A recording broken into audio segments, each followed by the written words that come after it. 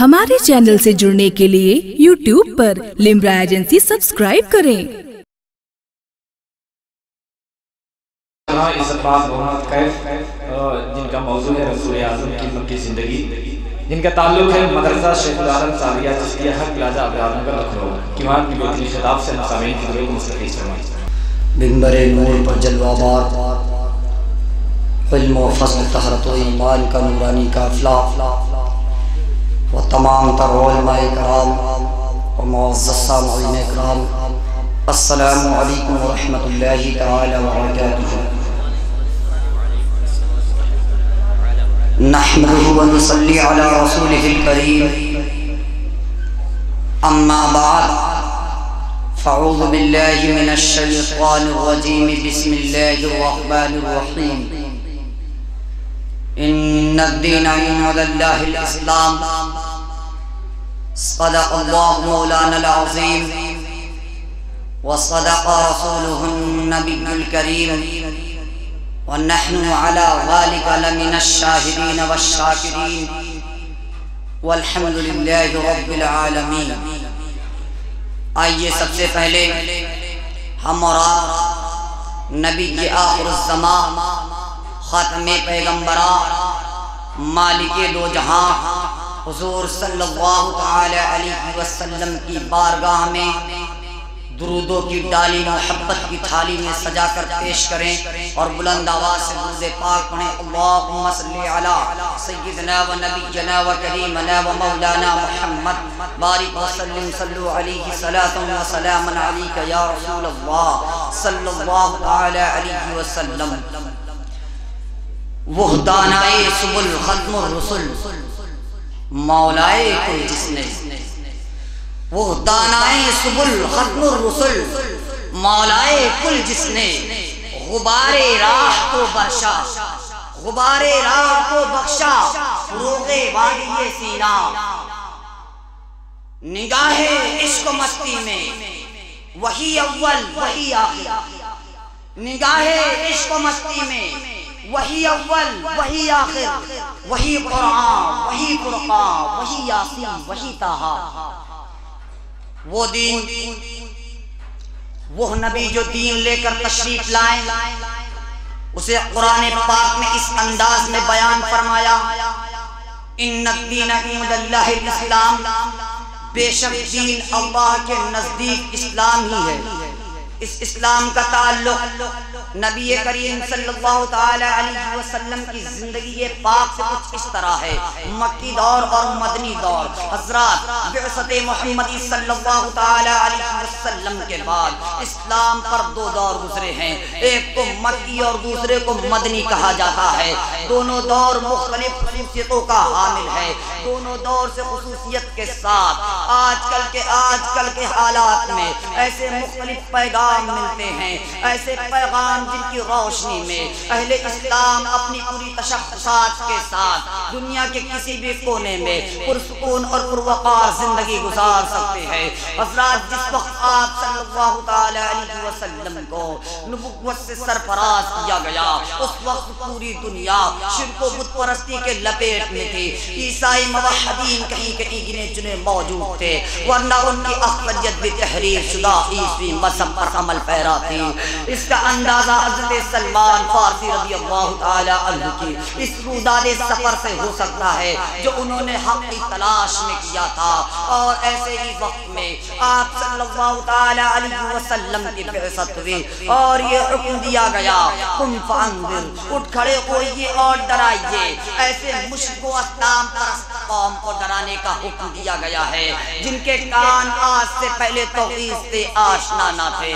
نتیجہ وہی ہوا جو ایسے موقع پر ہوا کرتا ہے، اللہ اللہ، آپ صلی اللہ تعالی علیہ وسلم کو جھٹلایا گیا، شاعر اور مجنون کے القاب سے نوازا گیا، غیب کی باتیں بتانے والا کاہن کہا گیا، اور بس یہی تک نہیں بلکہ جتنے حربے اور جتنے ہتھ کنڈے آپ صلی اللہ تعالی علیہ وسلم کی لائی ہوئی، آپ صلی اللہ تعالی علیہ وسلم کی لائی ہوئی دعوت کو پھیلنے سے روک سکتے تھے، سب آزما ڈالے، حتیٰ کہ نعوذ باللہ خدا صلی اللہ تعالی علیہ وسلم کی ذات اقدسی کو ختم کرنے کی پلاننگ کر ڈالی. اللہ اللہ، لیکن توحید کا دھارا رک نہ سکا.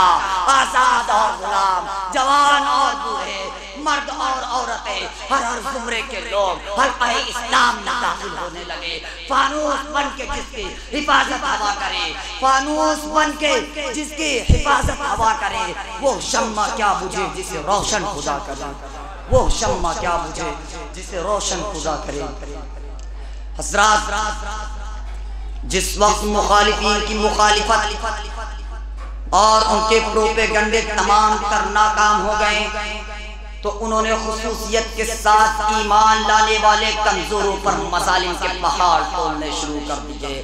تپتی ہوئی صحرائی ریت پر لٹا کر ان کے اوپر پتھر کے سلسلے گئے اور بڑھتے ہوئے انگاروں پر اتنی دیر لٹا کر رکھتے، اتنی دیر لٹا کر رکھتے کہ ان کے جسموں سے بہنے والے خون پسینے سے یہ انگارے بجھ جاتے اور ان کے گلوں میں رسیاں ڈال کر آوارہ بچوں کے حوالے کر دیا جاتا جو انہیں گلیوں گھسیٹتے پھرتے. اور یہ معاملہ صرف کمزوروں تک ہی نہیں رہ گیا تھا بلکہ حضرت ابو بکر صدیق رضی اللہ تعالی عنہ جو اشراف مکہ میں سے تھے اور اسلام سے پہلے جن کی خود مشرکین بھی عزت کیا کرتے تھے، جیسے صحابی بھی ان کے ظالمانہ پنجوں سے بچ نہ سکے اور کر کے وطن کے ارادہ سے نکل کھڑے ہوئے، لیکن ابن الدغنہ کی پناہ ملنے کی وجہ سے واپس آ گئے تھے. اللہ اللہ، خدا صلی اللہ تعالی علیہ وسلم کے ساتھ ان ظالموں نے کیا کچھ نہیں کیا، گلے میں پندہ ڈال کر مارنے کی کوشش کی.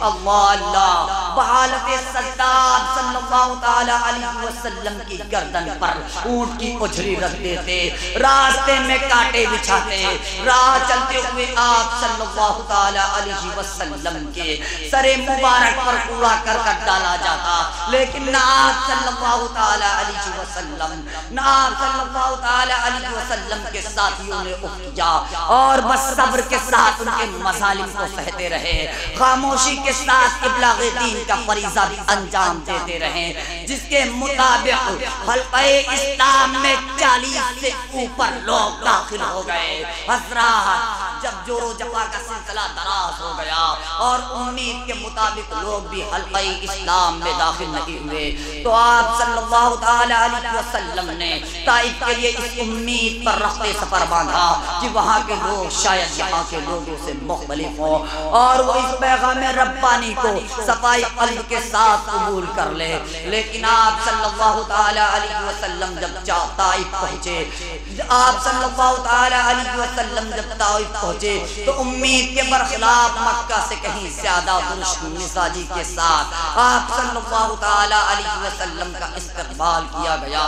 اللہ اللہ، آپ صلی اللہ تعالی علیہ وسلم کا استہزاء و تمسخر کیا گیا اور کہا گیا کہ خدا کو نبی بنانے کے لیے ایسا ہی شخص ملا تھا جس کے پاس چلنے کے لیے سواری بھی نہیں ہے. نعوذ باللہ، خدا صلی اللہ تعالی علیہ وسلم کے اوپر اتنے پتھر برسائے گئے، اتنے پتھر برسائے گئے کہ نالین مبارک لہو سے بھر گئے اور آوارہ گردوں کی پوری ٹولی آپ صلی اللہ تعالی علیہ وسلم کو آزاد پہنچانے کے لیے آپ کے پیچھے لگا دی گئی، جو تھک کر بیٹھ جانے کی صورت میں آپ صلی اللہ تعالی علیہ وسلم کو اٹھنے اور چلنے پر مجبور کرتی تھی.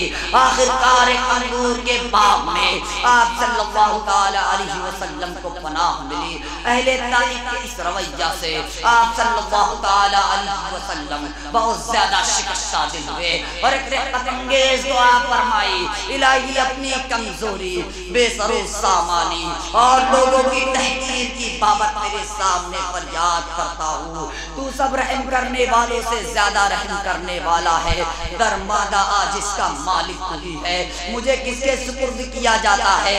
کیا بیگانہ اور کچھ روح کے یا اس دشمن کے جو کام پر قابو رکھتا ہے لیکن مجھ پر تیرا غضب نہیں تو مجھے اس سے کچھ پرواہ نہیں.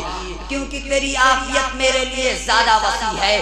میں تیری ذات کے نور سے پناہ چاہتا ہوں جس سے سب تاریخیاں روشن ہو جاتی ہے اور دین و دنیا کے کام ان سے ٹھیک ہو جاتے ہیں کہ تیرا غضب مجھ پر اترے یا تیری ناراضگی وارد ہو. مجھے تیری رضامندی اور خوشنودی درکار ہے اور نیکی کر کے بدی سے بچنے کی طاقت مجھے تیری ہی طرف سے ملتی ہے.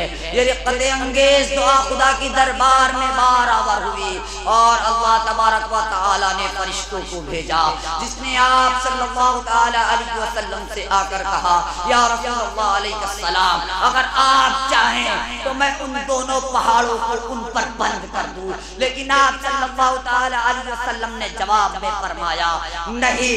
لیکن آپ صلی اللہ تعالی علیہ وسلم نے جواب میں فرمایا نہیں. میں امید کرتا ہوں کہ اللہ تبارک و تعالی ان کی نسل میں خدا کا موحد اور پرستار پیدا کرے گا. اللہ اللہ عالم و شدائد کے ایسے ایسے نمونے آپ صلی اللہ تعالی علیہ وسلم اور خود صحابہ رضی اللہ تعالی عنہ پر اجمائے گئے. لیکن ایسے ایک آزمائش اتنی سخت قسم کی آئی اللہ کی پناہ لیکن ان حضرات کے پائے ثبات پر لغزش تک نہ آئی. ہر مصیبت کو خندہ پیشانی کے ساتھ برداشت کیا.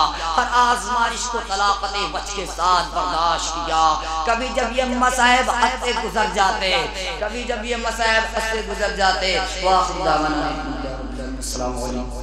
ہمارے چینل سے جڑنے کے لیے YouTube پر لمرا ایجنسی سبسکرائب کریں.